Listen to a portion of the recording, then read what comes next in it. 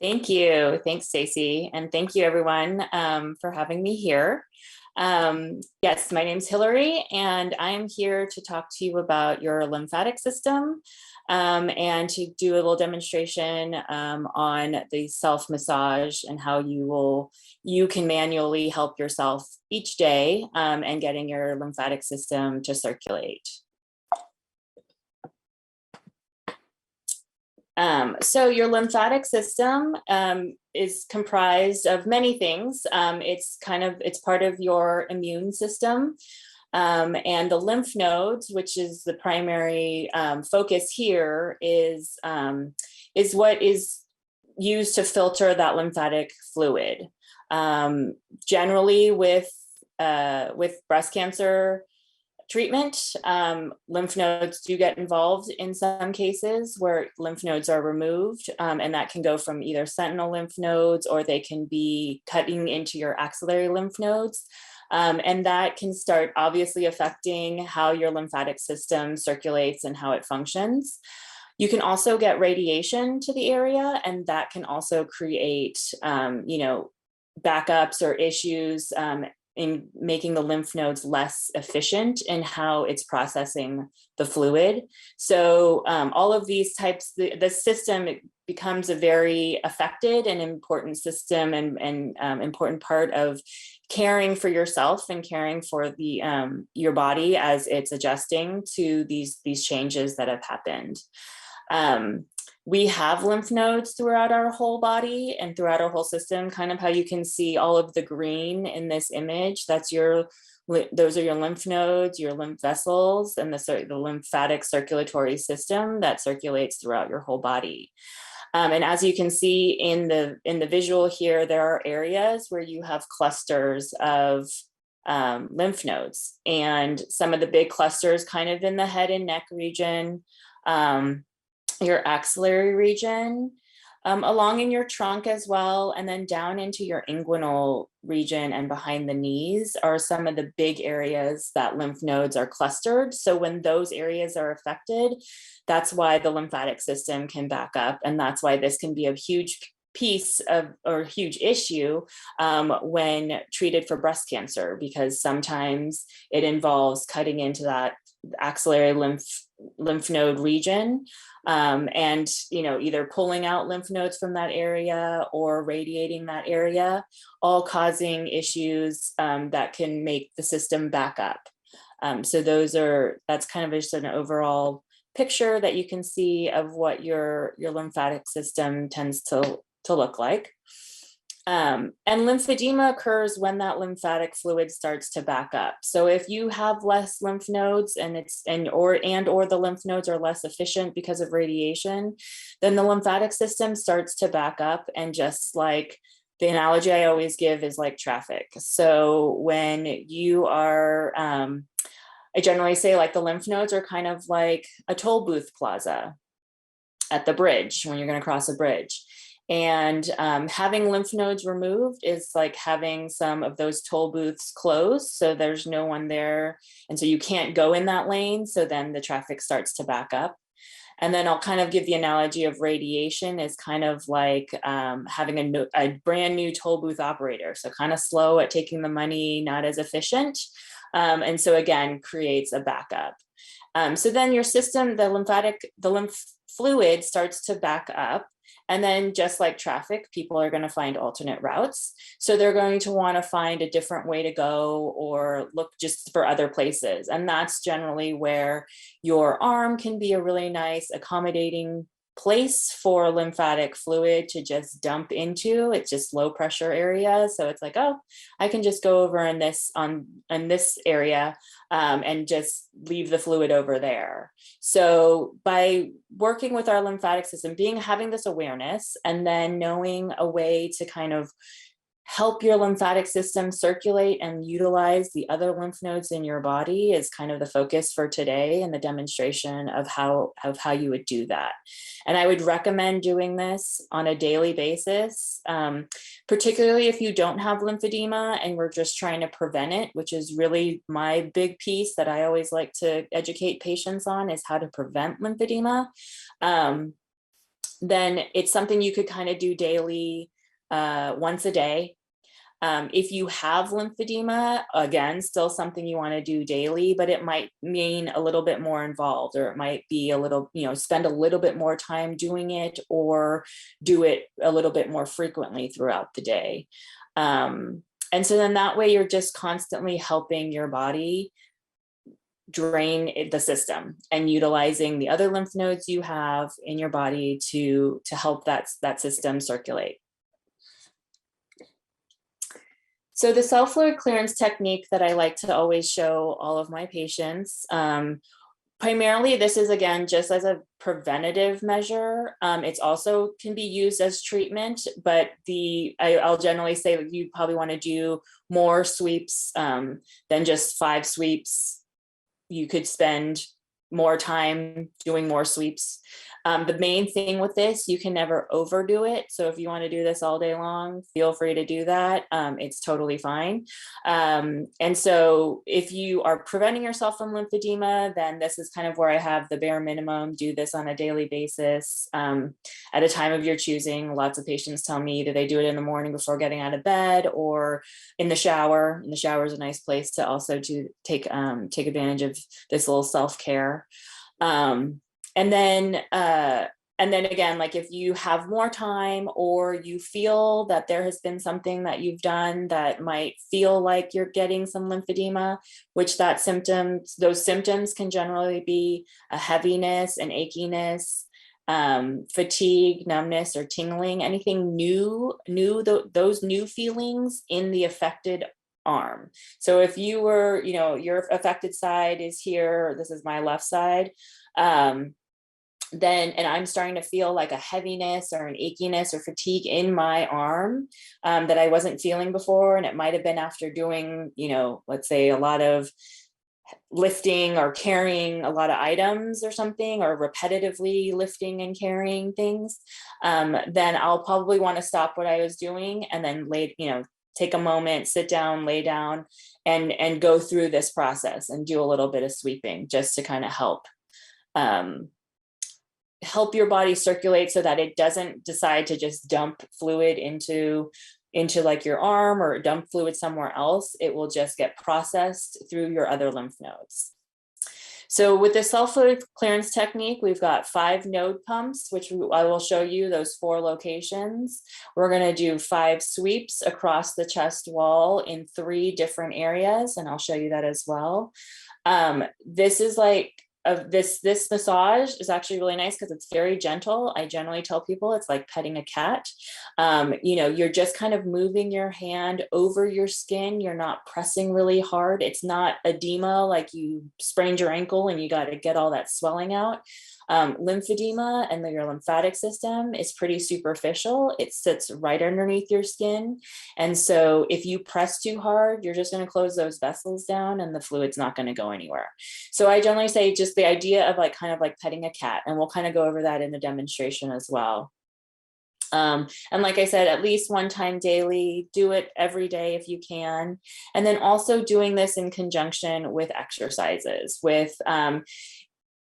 In general, walking is a really good way to get your circulation going. So making sure that you're doing something like that on a regular basis. And then also just some upper body exercises. And there's just, sometimes there can be very, again, where you'd want to reach out to your physical therapist or whoever to kind of help guide you with what kind of exercises would be good to go in conjunction with your draining and circulating your lymphatic system. So we'll go into the demonstration of how to do this self-massage. And so what we're going to do is I'm going to just angle my camera down a little bit so you can see my chest wall. And so, like I said, we have 4 areas that we are going to be opening up lymph nodes. We're going to be addressing lymph nodes right underneath our collarbone here. We're going to also be looking at lymph nodes, right here along your sternum. We're going to look at lymph nodes that are kind of along your rib cage area, and then lymph nodes along the lateral outer part of your chest wall. So for lack of a better way of thinking of it, we're going to do a box, right? We've got the top of the box underneath the collarbone. We've got the bottom of the box along the rib cage, and we have the two sides. Okay, so along the sternum and along the lateral chest wall. So we're going to line our fingers up underneath the collarbone, and we're going to just do a little pressing, pumping motion. So what I generally do here, this part you can press a little harder. So I will push in and then pull down towards the breast, and we do a little pumping motion like that. And again, I said usually about 5 pumps. You can always do more, you can never overdo it. Okay, then I'm going to line my fingers up along my sternum, and I'm going to go kind of on top of each other so I can generally cover the entire chest wall breastplate area. And again, we're going to pump in and we're going to push over again towards the affected breast. This is going to be my affected side over here. So we're pumping again, like 5 pumps in and towards the breast. Okay. And then we're going to put one hand on top of the other right underneath your breast, or if you don't have a breast there anymore, then like along right under the incision line. So we're going to come along the rib cage right underneath that area, and we're going to pump in and we're going to push up again, always aiming to pump the fluid and pump the lymph nodes towards the breast or towards that affected side. Okay, again, like 5 pumps at least. Then we're going to come along the lateral chest wall. So either if you can reach across and get there, or you can use the same side hand, and we're just doing a straight push, just pumping straight over. So that can look like this, or we're doing a pull where we're doing like that. Okay, so again, this one you can apply a little bit more pressure. That's okay, because we're just waking up those lymph nodes. We're just getting those lymph nodes to wake up and get ready to accept some of this fluid that we are now going to sweep towards that, towards those lymph nodes. Okay, so for the sweeping part, this is where we want to be gentle and not press too hard. So I generally start by cupping my hand over my shoulder. And I generally keep my palm is going to be the leader. My fingers are going to follow. And we're going to just do this like nice sweeping motion across. And obviously, preferably this would be done over your bare skin, so not over the clothes. And so you're just really brushing your, I'll kind of open up here, you're really just kind of brushing your hand across the skin there. So I'm not pressing really hard. You don't see that pressure in there. It's really just kind of gentle. And that's where I generally tell people it's really important to have the palm lead and let the fingers follow. Our fingers, if we do our fingers and we hold our fingers kind of tight like that and we do this, then we start to press a little bit too much.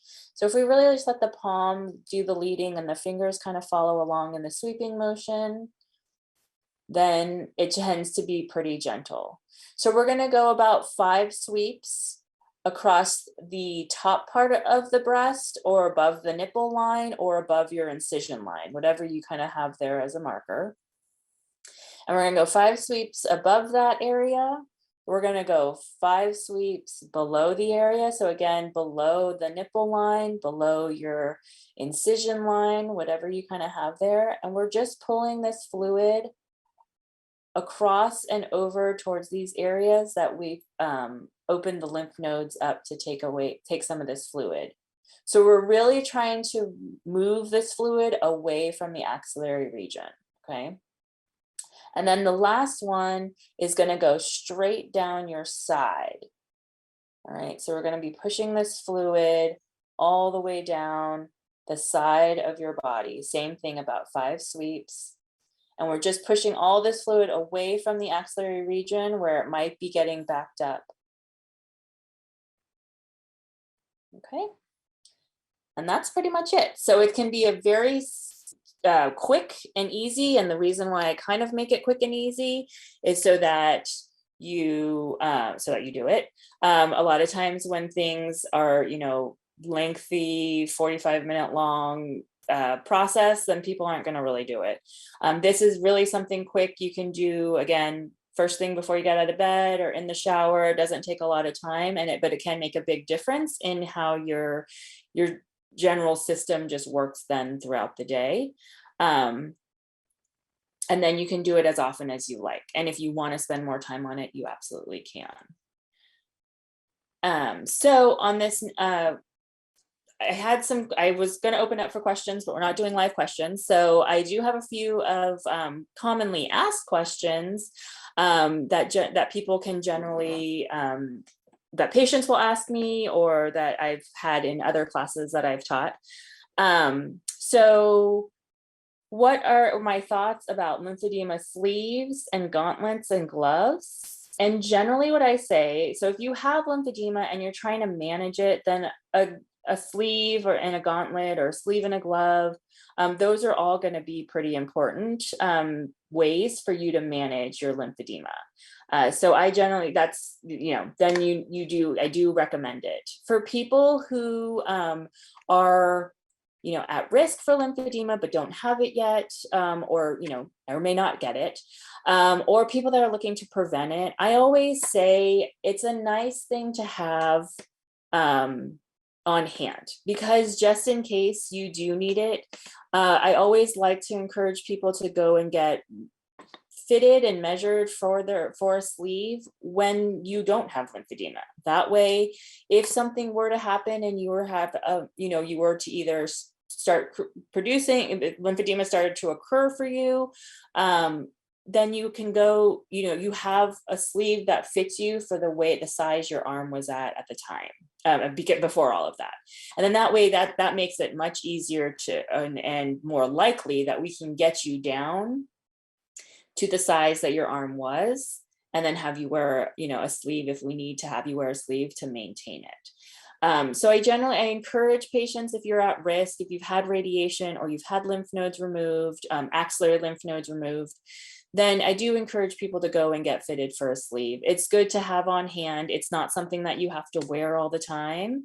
It's generally just something to have on hand if something were to come up. So if you started to feel, like we talked about earlier, that heaviness or achiness, fatigue, numbness, or tingling after doing some kind of activity, you could stop doing the activity, go get the sleeve, put it on, lie down, do a little bit of your self-massage, self-fluid clearance that we just went over. And it would be a really good way of preventing your body and your system from overloading and pushing lymphedema into your arm.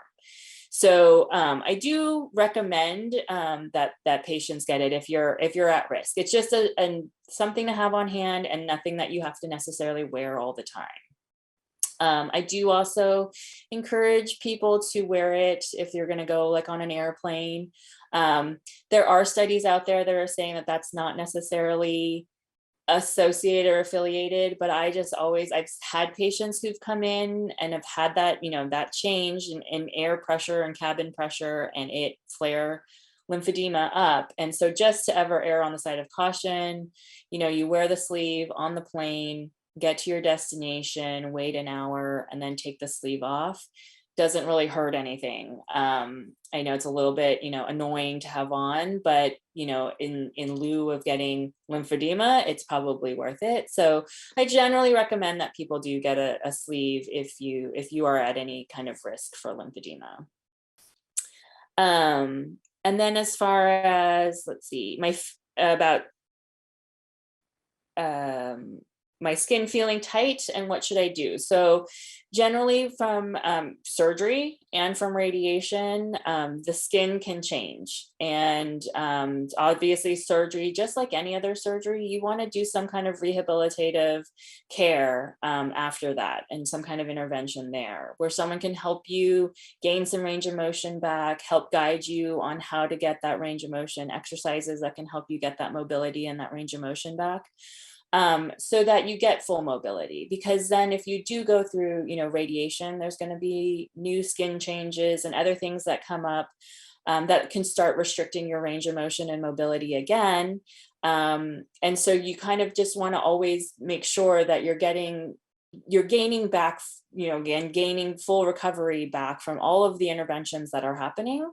So I definitely recommend getting massage and soft tissue work done so that you gain all of that mobility back. And that's also that soft tissue work, especially after radiation, is going to help break up radiation fibrosis. It's going to help things circulate better. If you've got a lot of scar tissue from your surgery and radiation fibrosis from radiation, fluid can't move through there very easily or very well. And that's also going to start causing, and create a risk for backup of fluid. And so you really want to just make sure you're giving your body the opportunity to recover as much as it can from all the various interventions that are happening. As far as types of oils or lotions best for self-massage, so a lot of this, all of what I just taught today, it's going to be, it's actually done dry. I don't put any lotions on. I don't recommend a lot of lotions. Your lymphatic system is absorbing whatever you're putting on your body, right? So if you're putting lotions on to do a lymphatic drainage, your lymphatic system has to process that lotion and that whatever topical ointment or whatever you're putting on as well. So I generally, and this is an easy enough massage to do without any kinds of lotions, oils, or creams. So I do it dry. And I recommend that patients do it dry, especially if we're just trying to unload the lymphatic system and not tax the lymphatic system. We don't want to add more things to it that the lymphatic system is then going to have to process. So I generally don't recommend any kind of lotions or anything like that. But I do know, like, I believe it's Eucerin tends to have the least amount of things in it that your lymphatic system has to process. So for general moisturizer and that type of thing, I think that's usually a lotion of choice that I know the providers I work with will recommend. And then let's see. What is dry lymph brushing and is it useful? So lymph brushing is generally kind of what I just showed you, but using a tool that has like a brush and bristles.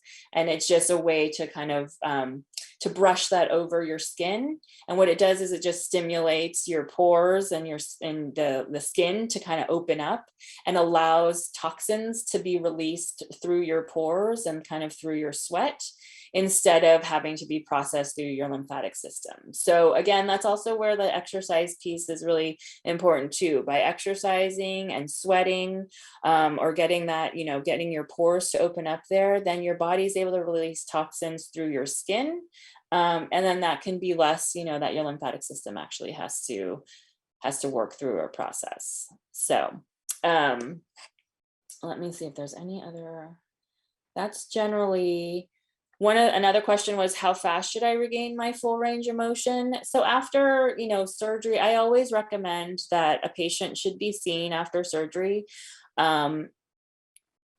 Really, whenever you're feeling ready to. I highly recommend within a couple weeks of surgery, if you're able to come in for, a physical therapy visit, I recommend that you do that. It just helps you start getting stretch work done, manual work done, scar tissue mobilizations, exercises, that kind of thing, all happening so that you can get the best recovery and kind of the quickest recovery, and be prepared to go into the next phase of whatever your treatment journey is. So gaining your full range of motion within, the first few weeks or the first month or so of surgery. And then same with radiation. As you're going through radiation, if you're starting to notice restriction in your mobility, radiation is also something that can cause restriction in your mobility well after radiation is over. It's called axillary web syndrome.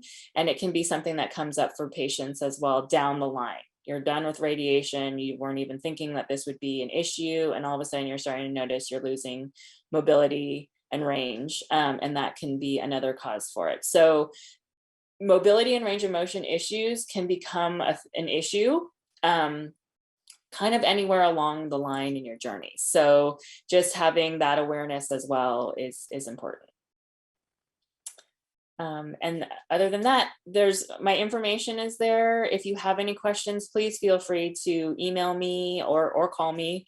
But feel free to email me or check out our website and see if there's anything there that can help, where we can help you. I know this is nationwide and I'm in California, so I am limited. But if you are, anywhere else, please feel free to reach out and email me with any questions that you may have. And I'd be happy to help you.